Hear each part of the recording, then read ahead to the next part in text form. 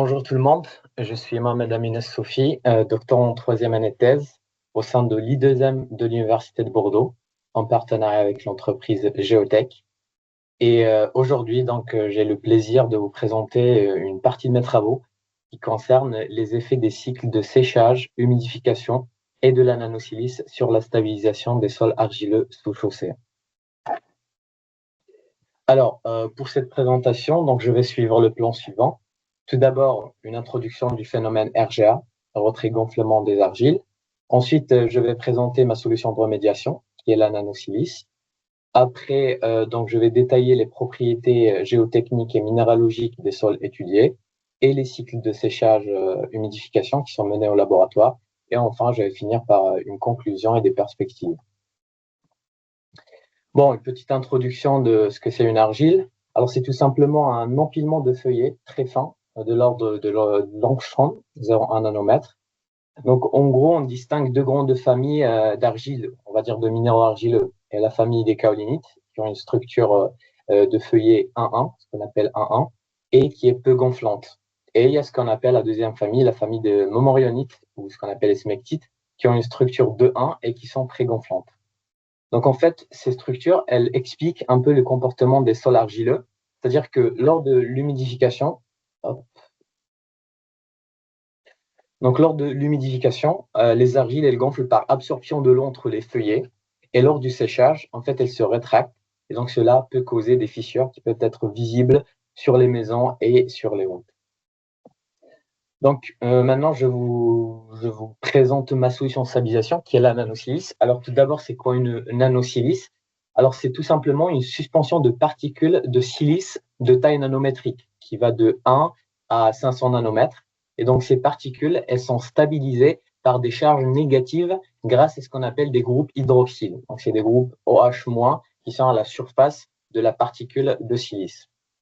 Alors, qu'est-ce qui se passe quand on ajoute des électrolytes, des sels par exemple? Alors, ces charges négatives, elles sont réduites, et donc ce qui permet aux particules de se rapprocher et de former ce qu'on appelle un gel. Donc, l'objectif de ma thèse, c'est d'injecter cette nanosilice dans le sol pour former un gel entre les feuillets argileux. Donc, cela va réduire l'infiltration d'eau et donc potentiellement le retrait et le gonflement. Donc, dans le cadre de ma thèse, j'utilise la nanosilice Levasil fournie par Nourion, qui est en fait une suspension ou une dispersion aqueuse à 30% de silice nanométrique et 70% d'eau. On voit bien qu'elle a une viscosité à peu près de 7 centipoids. Donc, c'est un produit qui n'est pas très visqueux, d'où l'intérêt pour une application dans le domaine génie civil, injectabilité. Alors, pour évaluer le temps de gel de cette nanosilice au contact du sel, j'ai utilisé une méthode qui s'appelle la méthode visuelle de Sidansk. En fait, j'ai ajouté NaCl à différentes concentrations qui vont de 60 à 100 grammes par litre. Et donc, j'ai remarqué, si vous voyez la figure 11, j'ai remarqué que plus la concentration est élevée de NaCl, plus le temps de gel il diminue et de façon exponentielle. Donc, j'ai comparé ces résultats à ceux de la littérature en traçant cette fois-ci le logarithme de temps de gel en fonction de la concentration et j'ai observé une tendance similaire et linéaire, ce qui confirme aussi cet effet exponentiel du sel en fonction du temps de gel. Alors, l'effet du produit, on l'a compris, mais qu'est-ce qui se passe quand on rajoute dans le sol? Est-ce que ce temps de gel, il reste pareil ou en contact avec le sol, il va changer? Donc, pour cela, il fallait choisir des sols d'étude. Donc, dans le cadre de ma thèse, j'analyse 3 sols argileux, 2 qui sont sous chaussée, ce que j'ai appelé sol de Sarlat du département de la Dordogne. Donc, on a fait des sondages à l'intérieur et des sondages carottés. Ensuite, le sol des Landes, qui est du département de la Charente-Maritime, on a fait pareil, à des profondeurs qui vont de 1 à 4 mètres. Et on a choisi de travailler avec une bentonite modèle, une argile bentonitique modèle, qui a un fort potentiel de gonflement et qui est utilisée comme argile de référence dans ce cadre. Alors, je vous présente très brièvement les propriétés géotechniques de ces 3 sols. Donc, le tableau 1, il présente les différentes valeurs de VBS, de plasticité et de classification GTA. Donc, on peut voir que les sols ils sont argileux à 3 à 4, avec des différences au niveau de valeur au bleu, de plasticité et aussi de la teneur en matière fine et en argile, inférieure de 2 micromètres. Ensuite, nous avons réalisé également des observations au MEB, au microscope électronique à balayage. Et ce qui est intéressant, c'est de voir l'effet de la nanosilice sur la microstructure des sols.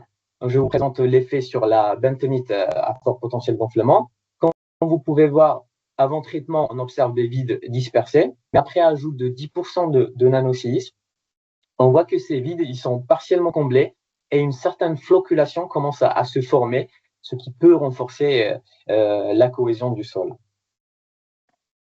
Ensuite, nous avons réalisé aussi des essais DRX pour voir la minéralogie des sols. Et donc, en bref, on a trouvé que le sol de Sarlat est principalement constitué de quartz et de kaolinite. Le sol d'Enande est dominé par le quartz et la marmorionite avec des proportions mineures de kaolinite et de graphite. C'est un sol qui contient de la matière organique également.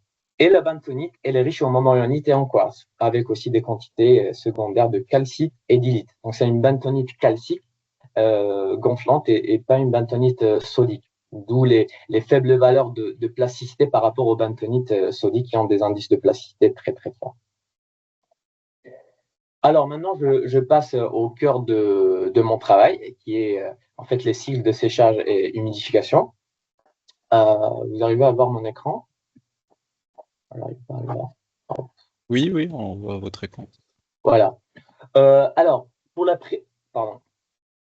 mesurer les déformations donc de gonflement, je mets l'échantillon sur une pierre poreuse et je suis son retrait avec le temps suivant le protocole de l'essai de retrait linéaire. Donc, je place un capteur de déplacement et je fais en continu la variation de hauteur. Et je place l'échantillon sur une balance et je suis également l'évolution de la masse en fonction du temps, sur une durée de 5 jours. Ensuite, je prends l'échantillon et je le mets dans un odomètre. Je mets de l'eau distillée et je regarde aussi avec un capteur de précision de 0,01 mm l'évolution de la déformation axiale due au gonflement avec le temps, sur une durée équivalente aussi, pareil, de 5 jours.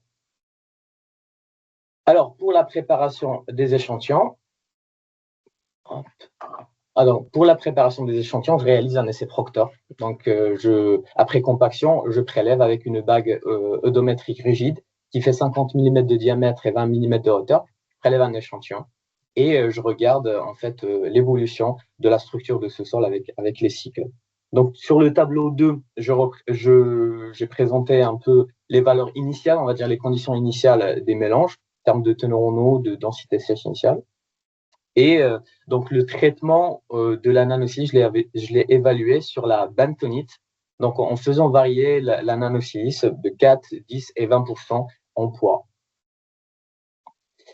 Je vous présente les résultats donc avant traitement et je commence par les déformations surfaciques. Comme vous pouvez voir donc sur la figure 24, donc on remarque que avec les cycles, une certaine fissuration des échantillons commence à se former et qui, en fait, de cycle à autre, commence à se développer encore plus. Et donc, le tableau 3, j'ai essayé avec un logiciel qui s'appelle Imagy de quantifier ces surfaces de fissures. Donc, c'est plutôt les zones noires sur les images binarisées. J'ai une incertitude quand même qui balance aux alentours de 5 à 6% en fait pour la binarisation, ce qui est pas très juste, on va dire, parce que les échantillons en fait ils se rétractent pas d'une façon uniforme. Et donc les résultats, ils montrent clairement que la bentonite, elle affiche les pourcentages de fissuration, on va dire les surfaces fissures les plus élevées, avec un pourcentage de fissuration qui varie de 19 à 27% au 4e cycle. Concernant les déformations axiales, donc on a trois résultats.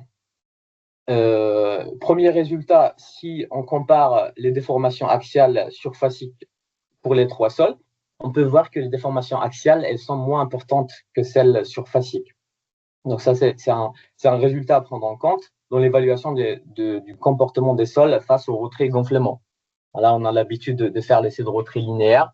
Mais donc, il faut savoir aussi que l'essai de retrait transversal est aussi important et pas négligé. Deuxième résultat, c'est que on confirme aussi que les déformations volumiques et axiales de la bentonite, elles sont plus importantes que celles des noms des Sarlat. voit aussi une certaine corrélation entre tout ce qui est paramètres géotechniques, minéralogiques, surtout la minéralogie des sols, avec ces potentiels gonflements et de retrait.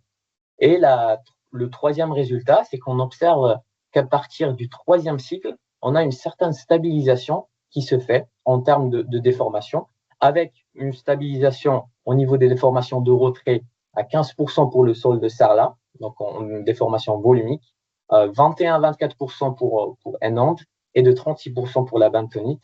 Pour les déformations de gonflement, on est aux alentours de 13 à 16% pour le sol de Sarlat, 26 à 27% pour Enand et de 51 à 53% pour la bentonite.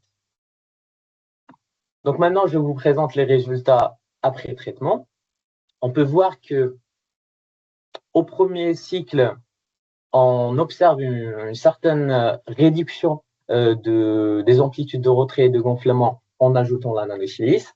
Cet effet stabilisant, il continue, mais d'une façon plus modérée au deuxième cycle, au troisième cycle, au quatrième cycle, on voit que l'effet stabilisant, il stagne, et on n'observe plus d'effet. Enfin, si un peu entre 0 et 4%, mais après, en rajoutant un peu plus la nanosilice, on observe un effet très, très mineur. Donc, première conclusion, on peut dire que cet effet stabilisant de la nanosilice, il diminue avec les cycles, et ça, on peut le justifier soit par une certaine stabilisation naturelle de la structure du sol avec les cycles, ou par le fait que ce gel, en fait, qu'on injecte et qui se fait au niveau des grains argileux, peut-être qu'il se déstructure avec les cycles, d'où l'intérêt de voir une certaine alternative, peut-être un autre produit de traitement qu'on pourra alterner avec la nanosilice pour essayer de minimiser en fait cette déstructuration du gel.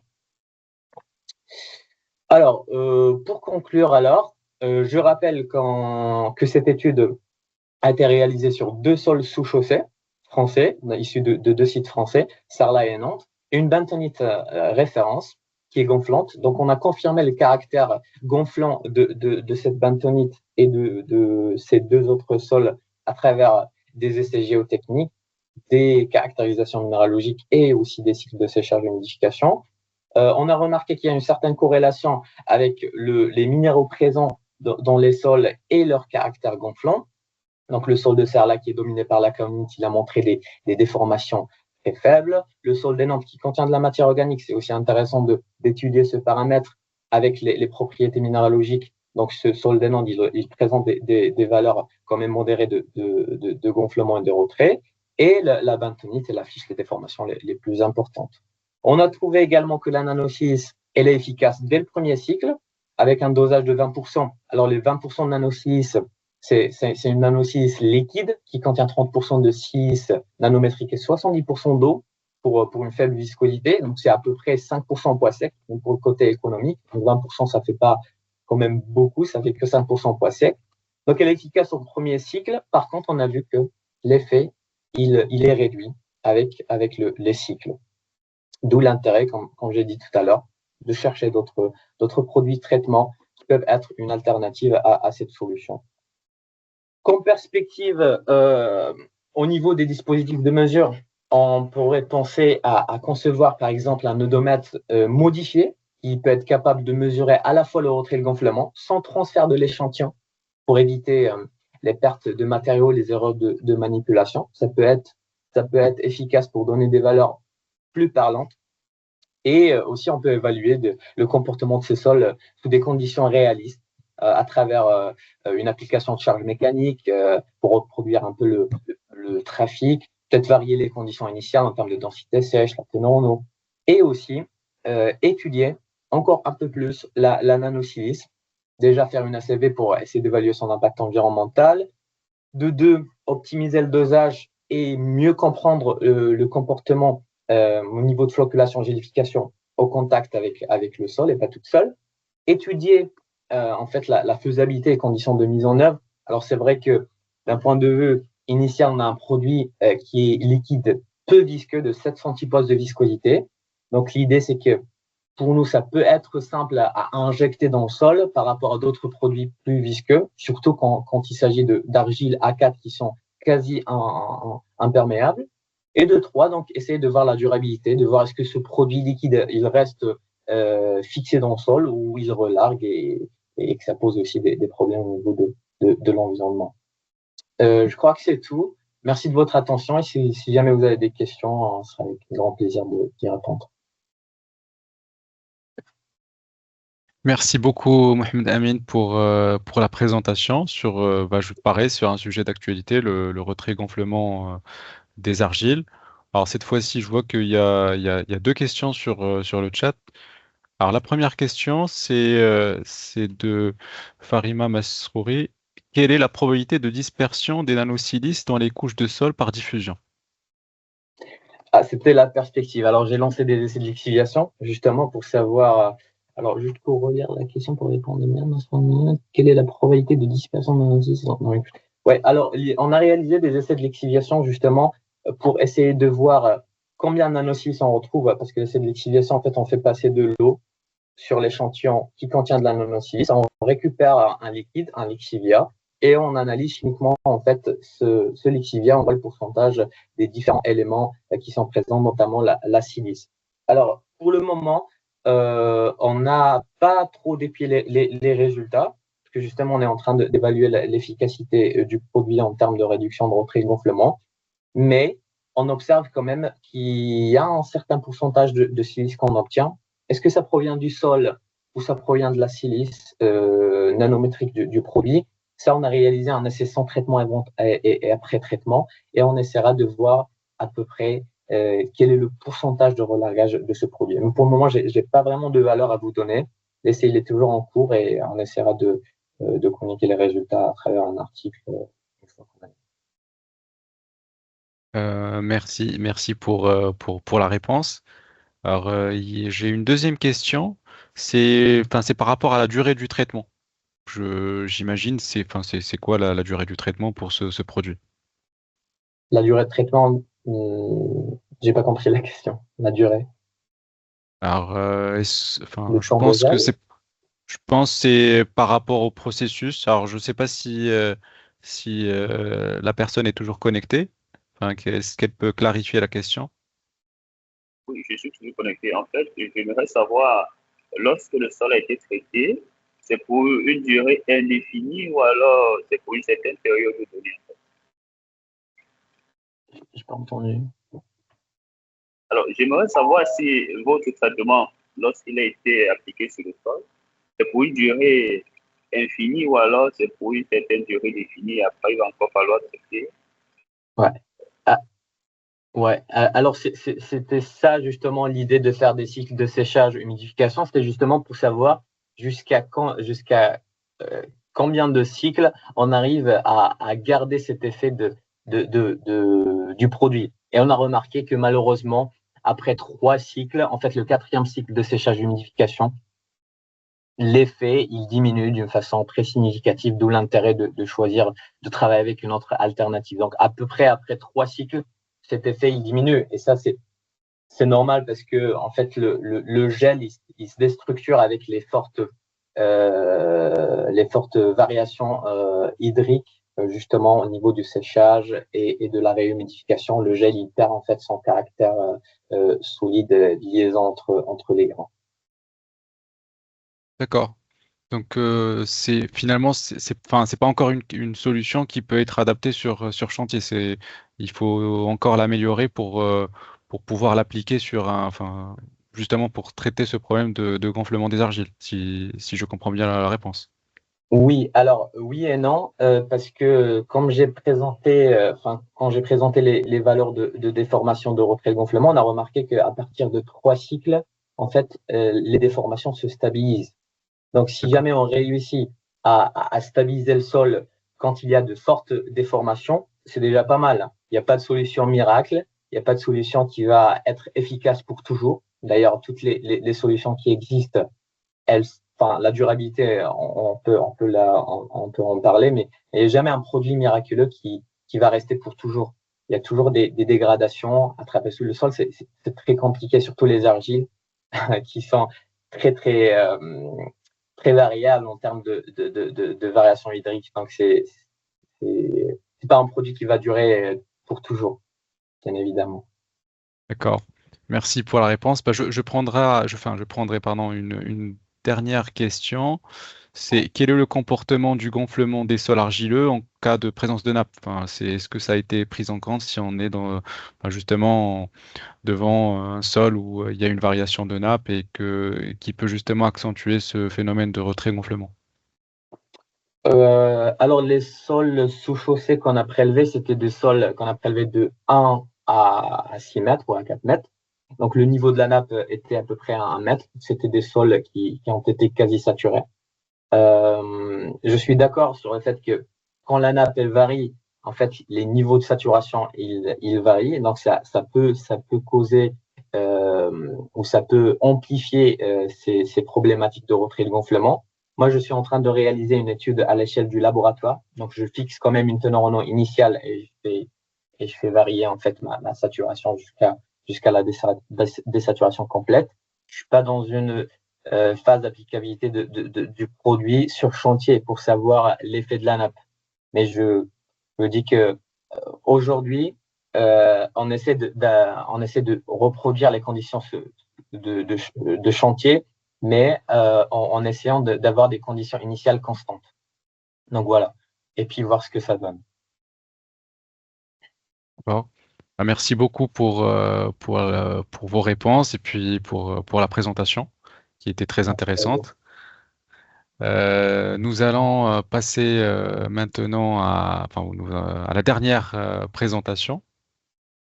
Cette présentation qui sera... alors, je partage juste le, la présentation. Voilà, oui. Alors, le sujet, c'est sur la détermination des modules de déformation des sols à partir d'essais in situ, qui sera présenté par Sébastien Volsi, doctorant au sein du laboratoire 3SR de l'Université Grenoble-Alpes et en collaboration avec l'entreprise Équateur. Sébastien, à vous la parole.